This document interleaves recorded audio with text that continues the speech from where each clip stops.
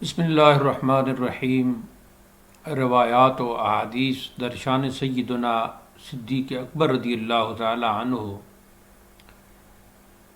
بیان کرنے کے حوالے سے یہ ہماری تیسری نشست ہے اور آج روایت نمبر 11 سے مطالعہ کا آغاز ہوگا۔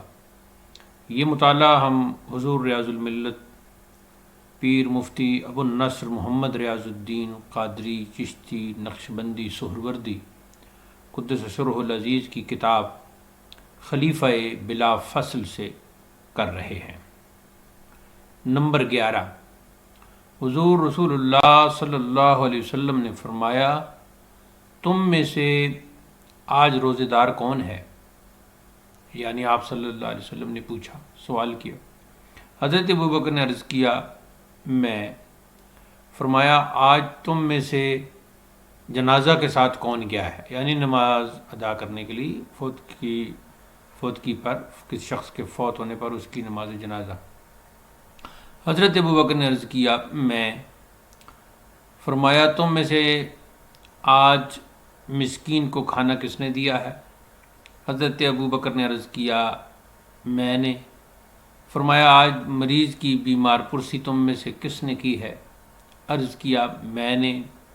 تو رسول کریم صلی اللہ تعالیٰ علیہ وسلم نے فرمایا، جس آدمی میں یہ ساری چیزیں جمع ہیں وہ جنتی ہے۔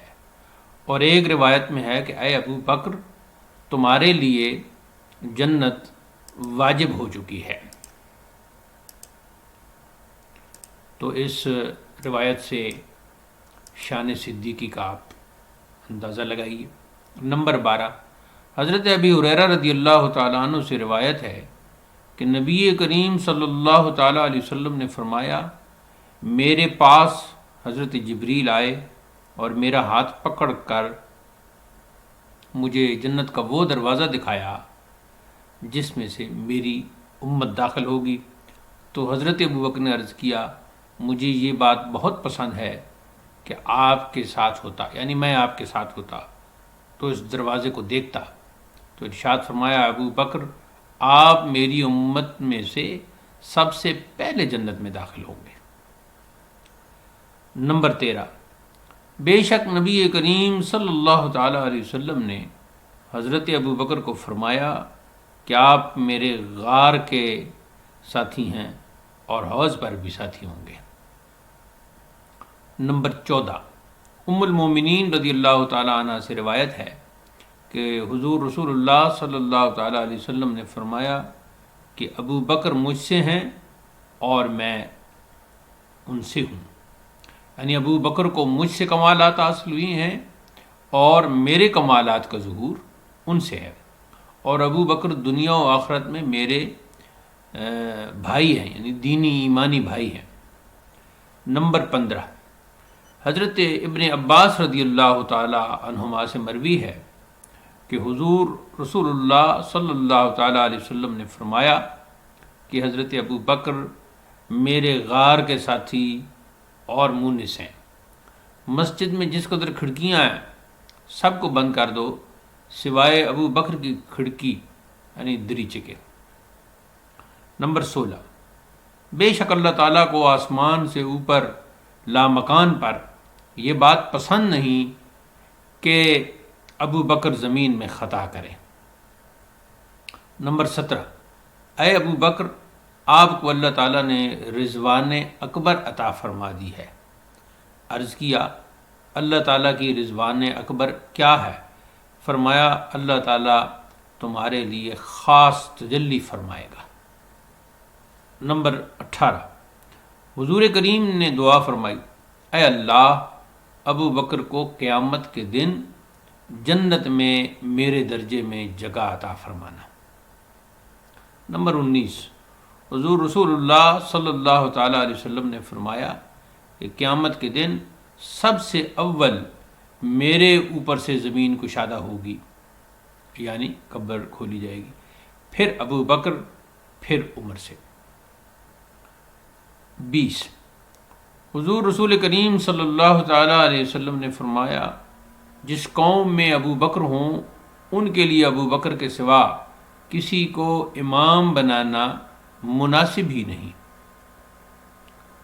21 حضرت جبیر بن مطعم سے روایت ہے کہ نبی کریم صلی اللہ تعالیٰ علیہ وسلم کی خدمت میں ایک عورت آئی اور اس نے آپ سے کچھ کلام کیا۔ آپ نے اسے دوبارہ آنے کے متعلق فرمایا۔ اس نے عرض کی کہ اگر میں آؤں اور یا رسول اللہ آپ کو نہ پاؤں، گویا موت کی طرف اشارہ کر رہی تھی، تو کیا کروں؟ فرمایا اگر مجھ کو نہ پائے تو ابو بکر کے پاس آ جانا۔ نمبر 22 ام المومنین فرماتی ہیں کہ مجھے حضور رسول اللہ صلی اللہ تعالیٰ علیہ وسلم نے اپنے مرض وصال میں فرمایا کہ اپنے والد حضرت ابو بکر اور بھائی کو میرے پاس بلا لیجئے تاکہ میں خلافت کے بارے میں ایک تحریر لکھ دوں، کیونکہ مجھے اندیشہ ہے کہ کوئی تمنا کرنے والا تمنا کرے اور کہے کہ میں خلافت کا زیادہ مستحق ہوں۔ پھر فرمایا اور اللہ تعالیٰ اور مسلمان انکار کریں گے، ابو بکر کے سوا کسی پر راضی نہ ہوں گے۔ یہ روایت، اس روایت پہ اگر غور کیا جائے تو بہت سے مسائل حل ہو جاتے ہیں، اور خاص کر جو اہل تشیع حضرت صدیق اکبر رضی اللہ تعالیٰ عنہ کی گستاخی کرتے ہیں، کچھ ظاہراً کرتے ہیں، کچھ تقیہ کے انداز میں کرتے ہیں، ان کو ایسی روایات سے سبق لینا چاہیے، درس لینا چاہیے، اور اپنی ایسی حرکتوں سے باز آنا چاہیے۔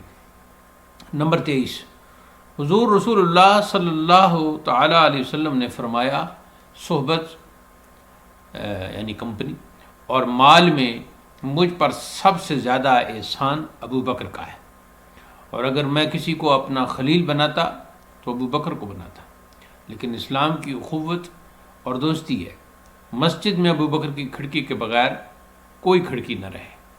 یہ کھڑکی والی روایت جو ہے وہ ترغیب و ترہیب کے حوالے سے پہلے بھی گزری ہے، اور یہ روایت مشکات اور بخاری اور مسلم کی ہے،